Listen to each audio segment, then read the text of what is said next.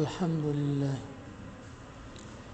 نحمده ونستعينه ونستغفره ونؤمن به ونتوكل عليه ونعوذ بالله من شرور أنفسنا ومن سيئات أعمالنا من يهده الله فلا مضل له ومن يضلل فلا هادي له ونشهد أن لا إله إلا الله وحده لا شريك له ونشهد أن سيدنا ونبينا وشفيعنا وحبيبنا ومولانا محمدا عبده ورسوله صلى الله تعالى عليه وعلى آله وأصحابه وبارك وسلم تسليما كثيرا أما بعد فأعوذ بالله من الشيطان الرجيم بسم الله الرحمن الرحيم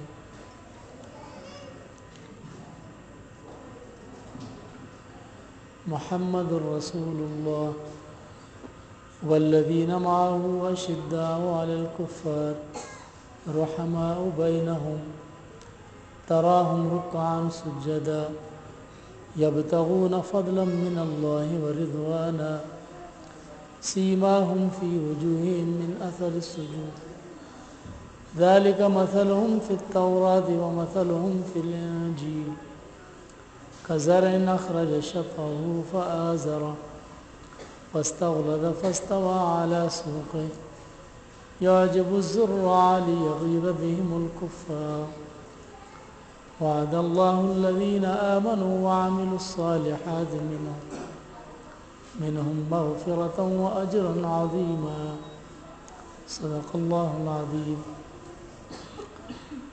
اللهم صل وسلم وبارك على سيدنا ومولانا محمد وعلى آله وصحبه كما تحب وترضى عدد ما تحب وترضى.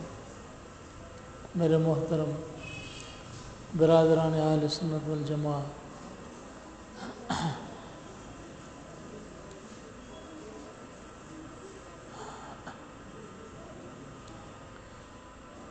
انبیاء علیہ السلام کو انسانوں کی ہدایت کے لیے اللہ جل شانہ نے مبعوث فرمایا۔ انبیاء علیہ السلام کی زندگی وہ دو حیثیت کی ہوتی ہے۔ ایک یہ ہوتی ہے کہ اللہ کے نبی امت کے اندر سب سے بڑے عالم اور عابد ہوتے ہیں۔ عبادت اور تقوی کے لحاظ سے امت میں سب سے بڑا مقام کس کا ہوتا ہے؟ نبیوں کا ہوتا ہے۔ نبی رحمت علیہ السلام فرماتے ہیں انا عالمکم باللہ و اتقاکم لہ، تم میں سب سے زیادہ میں عالم بھی ہوں، یعنی اللہ نے سب سے بڑا علم، سب سے زیادہ علم کی جامعیت اور سب کے علوم، علم الاول والآخرین اللہ نے مجھے عطا فرمایا۔ وَأَتْقَاكُمْ لَهُ، اور تم میں سب سے زیادہ متقی میں ہوں، تقوی رکھنے والا، ورع رکھنے والا، اپنے سینے کے تعلق کو اپنے رب سے ساتھ ملانے والا، اور وہ سینہ جو مشتبہات، تمام حرام اور مشتبہات سے پاک، سب سے زیادہ اتقی سینہ وہ میرا ہے۔ ذاتی زندگی کے لحاظ سے اللہ کی عبادت کرنے والے، علم رکھنے والے، معصومیت کے اندر سب سے بڑا سینہ کن کا ہوتا ہے؟ نبیوں کا ہوتا ہے۔ ایک یہ حیثیت ہوتی ہے، اور دوسری حیثیت انبیاء علیہ السلام کے اندر یہ ہوتی ہے کہ اللہ کے نبی اس زمین پر اللہ کے احکامات کو نافذ کرنے والے ہوتے ہیں، دوسروں تک، جس طرح امر بالمعروف ہے، نہی المنکر ہے، اور بعض وہ چیزیں جو حدود کے دائرے کے اندر آتی ہیں، جس طرح احکامات کو نافذ کرنا، جس کو تمکین فی الارض کہا جاتا ہے، تو انبیاء علیہ السلام اس اللہ کے احکام کو زمین پر اللہ کے بندوں پر نافذ کرنے والے ہوتے ہیں۔ یہ دو حیثیت ہوتی ہے۔ اور دونوں حیثیتیں اللہ کے نبی اصلاح ان دونوں چیزوں سے ہوتی ہے. عبادت، ورع اور تقوی، اس سے بھی اصلاح ہوتی ہے. اور دوسری تمکین فی الارض، اس سے بھی اصلاح ہوتی ہے. جس طرح آپ یہ سمجھیں کہ ایک تو اصلاح یہ ہے کہ آدمی خود داڑھی رکھے، نماز پڑھے، امر بالمعروف کرے، نہی عن المنکر کرے، اس سے بھی اصلاح ہوتی ہے. اور دوسری اصلاح اس سے ہوتی ہے کہ ایک اسلامی معاشرہ ہو، ایک ایسا معاشرہ ہو جس کے اندر اللہ کا خلیفہ وہ زمین کے اندر اللہ کی حدود کو نافذ کرے، نماز کے نظام کو نافذ کرے، زکوٰۃ کے نظام کو امت پر نافذ کرے، امر بالمعروف کے شعبے قائم کرے، نہی عن المنکر کے شعبے قائم کرے. یہ تمام شعبے قائم کرنا جو تمکین فی الارض اور جس کو ہم اپنی اصطلاح میں اقتدار، حکومت سے تعبیر کرتے ہیں، یہ تمام شعبے قائم کرے، یہ بھی اس کا حصہ ہے. اب یہ دونوں چیزیں انبیاء علیہم السلام کے اندر اللہ جل شان نے دونوں حیثیتیں رکھی ہیں. ان دونوں حیثیتیں یہ اللہ کے نبی اپنی امت کے اندر منتقل فرماتے ہیں. یہ دونوں حیثیتیں اپنی امت کے اندر منتقل فرماتے ہیں. جب عبادت کی حیثیت، زہد و تقوی کی حیثیت، علم کی حیثیت امت کے اندر منتقل ہوتی ہے تو وہ سب سے بڑے عالم ہوتے ہیں، سب سے بڑے متقی ہوتے ہیں، سب سے بڑے پرہیزگار ہوتے ہیں. اور جب تمکین فی الارض اور حکومت کی حیثیت امت کے اندر منتقل ہوتی ہے تو وہ اللہ کے نبی کی خلافت سے اس کو تعبیر کرنا. وہ کیا ہوتی ہے؟ خلافت. یہ دو چیزیں ہیں. لیکن یہ بھی سمجھ لیں کہ جس طرح اللہ کے نبی اپنی صفات کے اندر، اپنی عبادت کے اندر کامل ہوتا ہے تو اللہ جل شانہ اسے زمین کا اقتدار اسے عطا فرماتے ہیں. اسی طرح امت کے اندر جو صفات میں سب سے کامل ہوتا ہے، اللہ جل شانہ یہ حیثیتیں امت کے اندر اس شخص کی طرف اللہ منتقل فرماتے ہیں. یہ اب نبی رحمت علیہ السلام آپ خود مدینہ شریف کے حاکم کون تھے؟ رحمت العالمین صلی اللہ علیہ وسلم خود تھے نا. 23 برس کے اندر دور اقتدار، دور نبوت ہے، اس میں رحمت العالمین صلی اللہ علیہ وسلم خود امام بھی تھے مسجد کے اور اپنے وقت کے حاکم بھی تھے. اب آپ امام بھی تھے اور حاکم کون تھے؟ آپ ہی تھے نا. نمازیں کون پڑھاتے تھے؟ حضور صلی اللہ علیہ وسلم خود پڑھاتے تھے. مصلی پہ کھڑے ہو کر نماز پڑھانے والے، نماز کے بعد جب لوگوں کے فیصلے ہوتے، جرگے ہوتے، تو وہ رحمت العالمین خود فیصلے فرما دیتے. قضاء کے احکام بھی خود جاری فرما دے، حدود بھی خود نافذ فرما دے.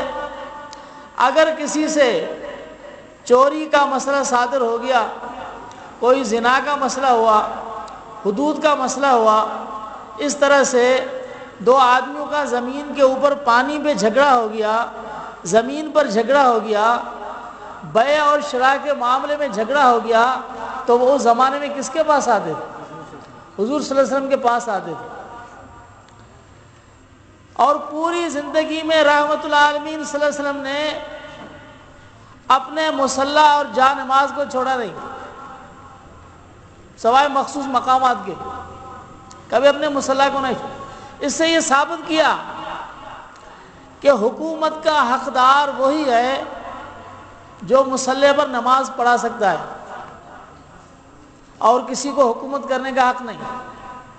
ہم تو یہ سمجھتے ہیں ایرے غیرے جو بھی آ گیا، کوئی صدر بن گیا، کوئی وزیر، سب کو حق ہے، کسی کو کوئی حق نہیں. ہمارے دین نے، اللہ کے نبی کے عمل نے ہمیں یہ ثابت کر کے دکھایا کہ حکومت کرنا اور اس زمین پر اللہ کے نظام کو نافذ کرنا یہ حق صرف اس کو ہے جو نبی کی اس مصلی پر اور مسجد کے مصلی پر نماز پڑھا سکتا ہے، جو امامت کرا سکتا ہے، یہ اسی کو حق ہے اور کسی کو حق نہیں۔ اور وہ شخص جو اپنی ذاتی زندگی کے اندر عبادت و تقوی کے لحاظ سے سب سے کامل ہو اور سب سے افضل ہو، مصلی پر کھڑا ہونا اس کا حق ہے، تو زمین پر اقتدار کا ہونا یہ بھی اسی کا حق ہے۔ یہ اللہ کے نبی نے ثابت کیا۔ اب یہ تو نبوت ہے، نبوت کے دائرے میں یہ چیزیں آتی ہیں۔ اب اس کے بعد تقسیم ہے۔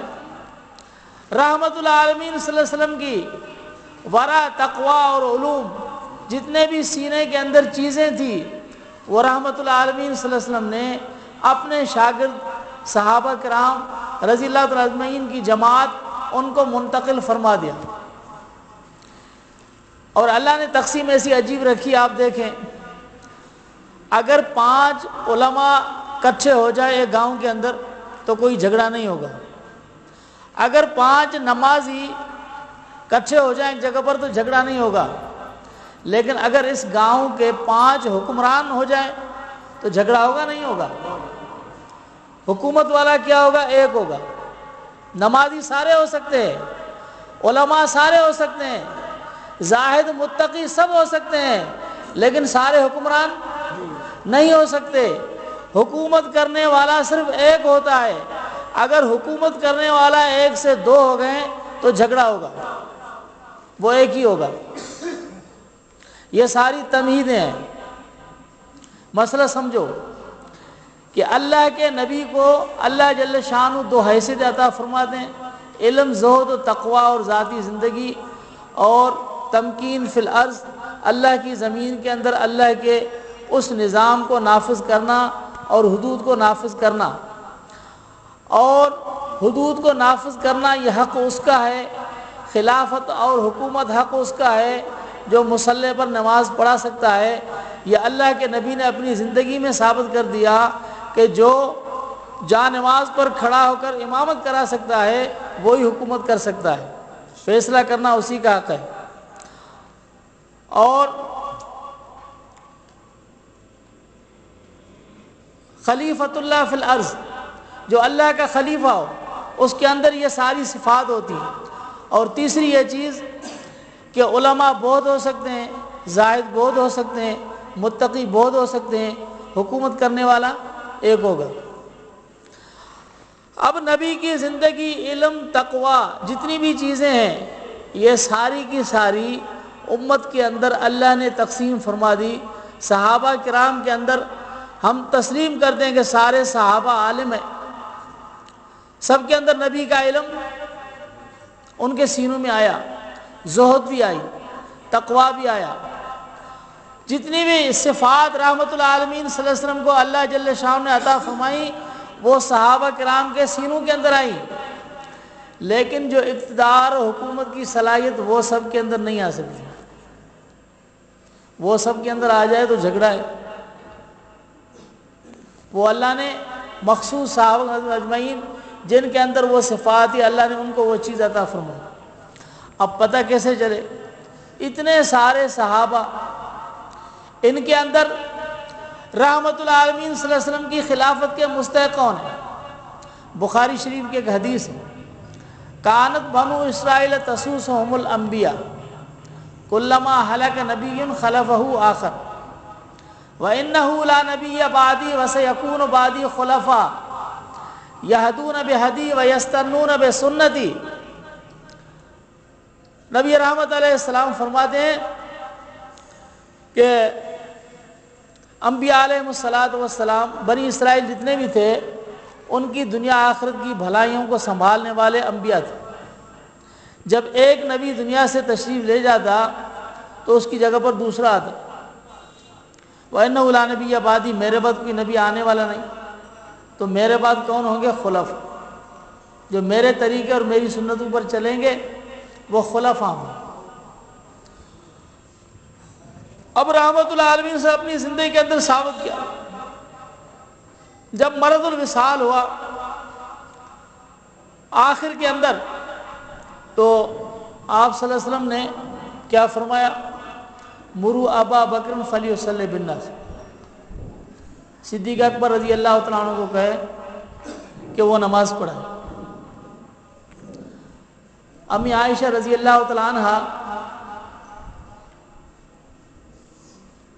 انہوں نے حضرت حفصہ رضی اللہ تعالیٰ عنہ کو کہا کہ ایسا کرو تم رحمت اللہ علیہ وسلم کو کہو، چھوڑ دو، نہیں چھوڑ دو بس، آپ رحمت اللہ علیہ وسلم کو کہو کہ چونکہ صدیق اکبر رضی اللہ عنہ دل کے نرم ہے تو آپ حضرت عمر کو حکم فرمائیں کہ وہ نماز پڑھائیں، اور وہ تکڑا بھی ہے، وہ نماز پڑھائیں۔ آپ کو پتہ ہے کہ حضرت عائشہ رضی اللہ عنہ امت کی کتنی ذہین عورت تھی، جن کے بارے میں نبی رحمت علیہ السلام فرماتے ہیں اطلبوا نصف العلم من حمیرہ، میری زندگی کا آدھا علم عائشہ سے حاصل کریں، اور پوچھنے کے اندر جتنی ذہانت اللہ نے امی عائشہ رضی اللہ عنہ کو عطا فرمائی وہ کسی کو اللہ نہیں عطا فرمائی۔ حضرت ابو موسیٰ اشعری رضی اللہ عنہ فرماتے ہیں، جو کتنے بڑے عالم تھے اشر قبیلے کے، فرماتے ہیں ہمیں کسی مسئلے کے اندر اشکال ہو جاتا اور اس مسئلے کا ہمیں حل اور سمجھ میں نہیں آتا تو ہم جب حضرت عائشہ رضی اللہ عنہ کے پاس آتے، جناب صدیقہ رضی اللہ تعالیٰ عنہ کے پاس آتے تو ہمیں اس اشکال کا جواب مل جاتا، اس مسئلہ کا حل ہو جاتا۔ تو بڑی ذہین تھی، انہوں نے دیکھا کہ صدیق اکبر رضی اللہ تعالیٰ عنہ کو حکم فرمانا کہ ان کو میرے جا نماز اور مصلی پر کھڑا کرو تاکہ نماز پڑھائے، یہ خلافت کی طرف اشارہ ہے، لیکن یہ واضح کس طرح ہو اور امت کو پتہ چلے کہ یہ حکم صرف اتفاقی نہیں بلکہ اللہ کے محبوب نے اپنے مکمل عزم مصمم اور اللہ کے حکم اور اللہ کے ارادے سے یہ فرمایا، یہ پتہ کیسے چلے؟ اس مسئلے کو واضح کرنے کے لیے حضرت حفصہ رضی اللہ عنہ کو فرمایا کہ تم سوال کرو اور تم کہو کہ عمر کو کہو وہ نماز پڑھائے۔ اب انہوں نے اس طرح کہا تو آپ نے فرمایا مرو ابا بکر فلیصلی بالناس، میں جو کہتا ہوں کہ نماز کون پڑھائے گا؟ صدیق اکبر رضی اللہ عنہ۔ گویا کہ صحابہ کرام کو بھی یہ علم تھا، امی عائشہ رضی اللہ تعالیٰ عنہ کو بھی یہ علم تھا کہ جو مسجد نبوی کا امام ہے وہی نبی کا خلیفہ ہے، خلافت کا مستحق وہی ہے۔ تو مسئلہ خلافت واضح ہو رہا ہے، امامت کا مسئلہ وضاحت کے ساتھ نہیں، مسئلہ خلافت واضح ہو رہا ہے کہ رحمت العالمین صلی اللہ علیہ وسلم اپنا خلیفہ اور جانشین فرما رہے ہیں۔ زندگی کے اندر اس مسجد نبوی کے اندر کسی نے امامت ہی نہیں کی، تو اب آخر میں فرماتے ہیں کہ صدیق اکبر رضی اللہ عنہ کو فرمایا کہ وہ نماز پڑھے۔ تو عائشہ عرض کی یا رسول اللہ انہ رقیق القلب انہ اسیف لن یقوم مقامک مر عمر فلیصلی بالناس، یہ دل کا نرم ہے، آپ حضرت عمر کو فرمائیں کہ وہ نماز پڑھائیں۔ تو رحمت العالمین صلی اللہ علیہ وسلم نے فرمایا ان اللہ ورسولہ لا یرضی الا بامامت ابی بکر، اللہ اور اس کے رسول ابو بکر کی امامت کے سوا کسی پہ راضی نہیں ہوں گے، تو مر ابا بکر فلیصلی بالناس، ابو بکر کو کہو کہ وہ لوگوں نماز پڑھائے۔ نعرہ تکبیر، آن رسالت زندہ باد، آن صدیق اکبر زندہ باد، خلافت راشدہ۔ اب صدیق اکبر رضی اللہ عنہ جب جانماز پر کھڑے ہوئے نماز پڑھا رہے ہیں تو مسئلہ خلافت واضح ہو گیا کہ نبی رحمت علیہ السلام کے بعد خلیفہ بلا فصل کون ہے؟ جناب سیدنا صدیق اکبر رضی اللہ تعالیٰ عنہ۔ یہ مسئلہ خلافت واضح ہوا اور یہ امت پر سب سے بڑا احسان حضرت صدیقہ بنت صدیق عفیفہ کائنات حضرت عائشہ رضی اللہ عنہ صدیقہ کا ہے کہ انہوں نے اس مسئلے کو رحمت العالمین صلی اللہ علیہ وسلم کی زبان مقدس سے واضح فرما دیا کہ یہ مصلی کا اور نماز کا حکم فرمانا یہ ایسا حکم نہیں ہے جس طرح کوئی مولوی صاحب کسی کو کہہ دے جاؤ کسی کو نماز پڑھائے۔ یہ ایسا ویسا حکم نہیں ہے، اتفاقی نہیں ہے، بلکہ یہ حکم اللہ کے امر اور ارادے کے ساتھ ہے، اور یہ صرف مصلی کا حکم نہیں بلکہ خلافت کا حکم ہے۔ اور اس کا اشارہ بخاری شریف کی دوسری حدیث کے اندر بھی ملتا ہے، وہ یہ بڑے عجیب قسم کے لوگ ہوتے ہیں اور اللہ کے نیک بندے ہوتے۔ ایک عورت آئی، اس نے رحمت اللہ علیہ وسلم سے عجیب سوال کیا، یا رسول اللہ ان آتے کا فلم اجد، اگر میں آپ کے پاس آؤں اور آپ کو نہ پاؤں تو پھر میں کہاں جاؤں؟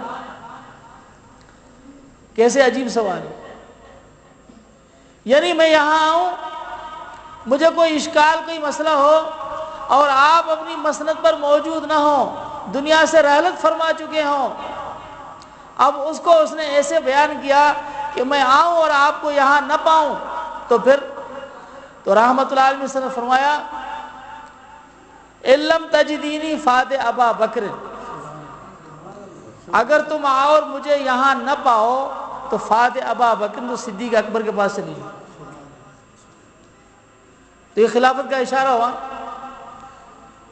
زندگی کے آخری لمحے کے اندر خلافت کا اشارہ ہو رہا ہے۔ جو مسجد کا امام ہے اس لیے کہ نبی کی خلافت کا حامل وہ ہوتا ہے جو نبی کی پوری صفات کا حامل ہوتا ہے، اور ہمارا عقیدہ ہے کہ امت کے اندر رحمت العالمین صلی اللہ علیہ وسلم کی تمام صفات کا حامل اور جامعیت اگر امت میں کسی کے اندر تھی تو سب سے پہلے جناب سیدنا صدیق اکبر رضی اللہ تعالیٰ عنہ کے اندر تھی۔ اسی لیے آپ صلی اللہ علیہ وسلم خود گواہی دیتے ہیں، فرماتے ہیں ما القی اللہ فی صدری القیتہ فی صدر ابی بکر، اللہ نے جو کچھ علم مجھے عطا فرمائے وہ سب میں نے صدیق اکبر رضی اللہ تعالیٰ عنہ کے سینے میں منتقل کر دیے۔ اور صحابہ کرام رضی اللہ تعالیٰ اجمعین فرماتے ہیں وکان ابو بکر عالمنا، ہم میں سب سے بڑے عالم صدیق اکبر رضی اللہ تعالیٰ عنہ تھے، اور اللہ جل شانہ فرماتے ہیں وَسَيُجَنَّبُهَا الْأَتْقَى، سب سے زیادہ متقی پرہیزگار صدیق اکبر رضی اللہ تعالیٰ عنہ۔ شان صدیق اکبر زندہ باد، شان صدیق اکبر زندہ باد، فتح صدیق اکبر زندہ باد، فتح راشدہ۔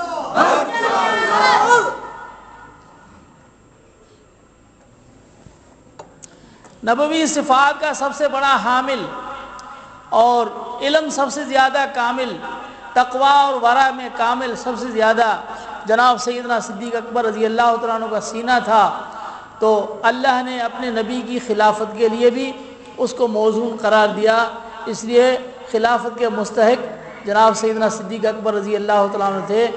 رحمت العالمین صلی اللہ علیہ وسلم خود حضرت صدیق اکبر رضی اللہ تعالیٰ عنہ کو اپنی صفات کے اندر کامل سمجھتے تھے، جبکہ اپنی مصلی پر اور جگہ پر آپ نے اس کو نماز کے لیے کھڑا کیا۔ اگر کسی اور کے اندر کمال ہوتا تو رحمت العالمین صلی اللہ علیہ وسلم اس کو کھڑا کرتا، تو باقی صحابہ خلافت کے اندر وہ کیسے آئے؟ اس کے بعد جناب سیدنا فاروق اعظم، اس کے بعد حضرت عثمان رضی اللہ تعالیٰ، اس کے بعد حضرت علی مرتضیٰ رضی اللہ تعالیٰ عنہ، یہ کیسے آئے؟ تو جو حدیث کا مطالعہ کرتا ہے ان کے لیے یہ بات بالکل ثابت اور واضح ہو جاتی ہے کہ یہ کوئی بالکل سیدھی سادی بات ہے کہ یہ چاروں خلافت راشدہ کے مستحق ہے۔ قرآن تو ان کو کہتا ہے کہ یہ خلافت کے مستحق تھے، لیکن احادیث سے یہ چیز بالکل واضح ہو جاتی ہے۔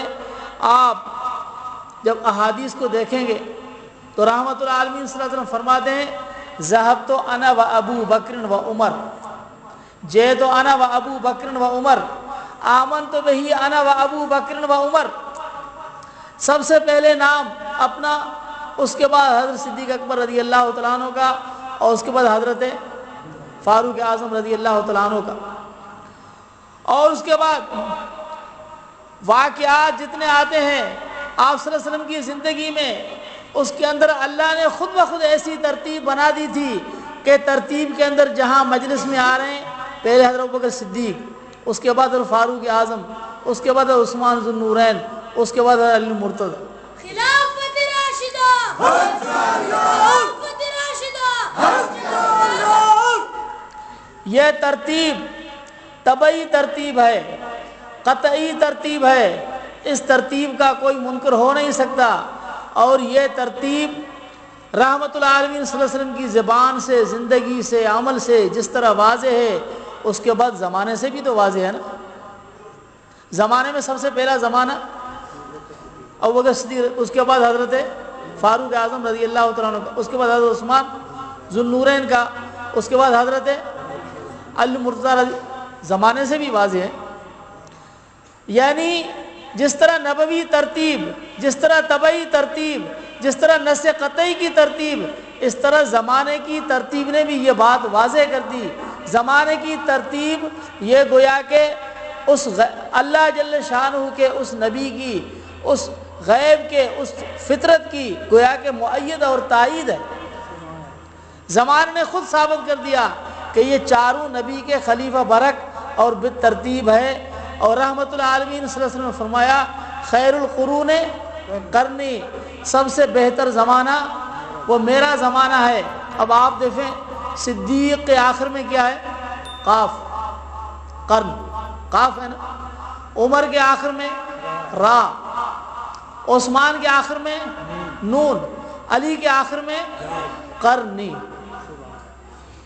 چاروں الفاظ بالترتیب کے ساتھ۔ اور ہم نے حضرت اقدس نور اللہ مرکز ہم نے خود سنا، حضرت ایک واقعہ بیان فرمایا کہ حضرت نے فرمایا کہ فارس کے اندر، ایران کے اندر، جہاں ایران کے اندر جو مجوسی جو زبان سے مسلمان ہوئے اور اندر سے مسلمان نہیں ہوئے، اور پھر شیعہ نے علی کے نام سے جماعتیں بنا دی، وہاں پر اللہ نے عجیب معجز دکھلایا۔ چیونٹی جو چاولوں کو جمع کرتی ہے، اس نے وہاں پر ایک جگہ چاولوں کو چیونٹیاں جمع کرتے کرتے اور انہیں عجیب ترتیب رکھ دی کہ انہیں ابو بکر عمر عثمان علی کے نام لکھ دیے چاروں۔ اللہ نے جانوروں کو بھی اس ترتیب کا علم دیا تھا کہ ترتیب نبوی یہ ہے۔ اگر کوئی نہیں مانتا تو اس کے لیے تو ہزار بہانے نہ مانے، لیکن اللہ نے یہ ترتیب ایسی رکھی ہے کہ اس ترتیب کا کوئی انکار کر نہیں سکتا۔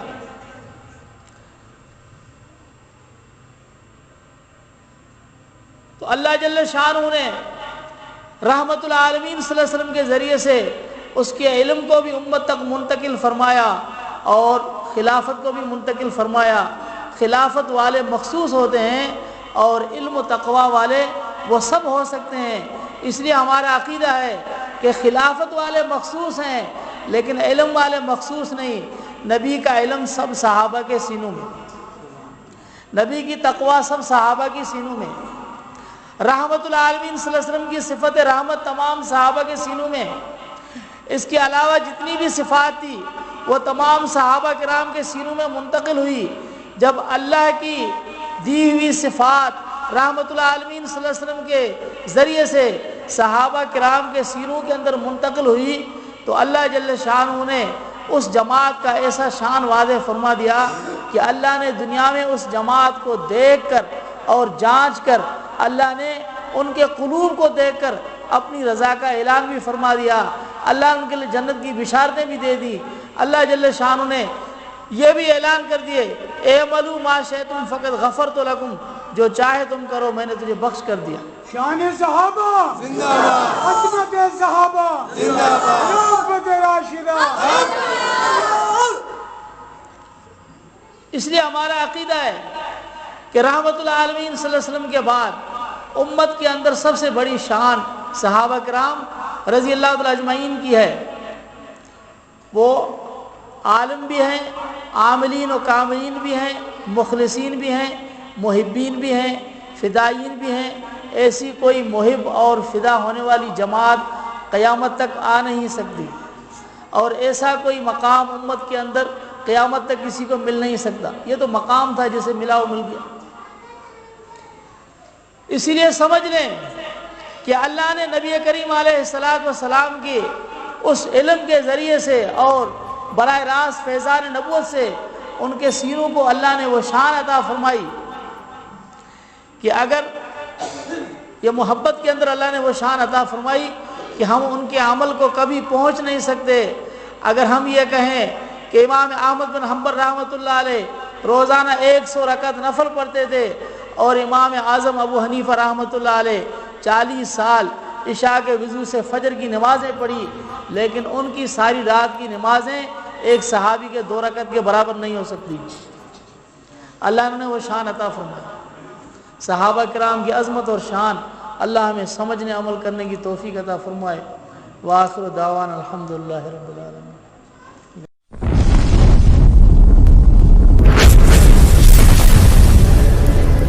Subscribe my YouTube channel.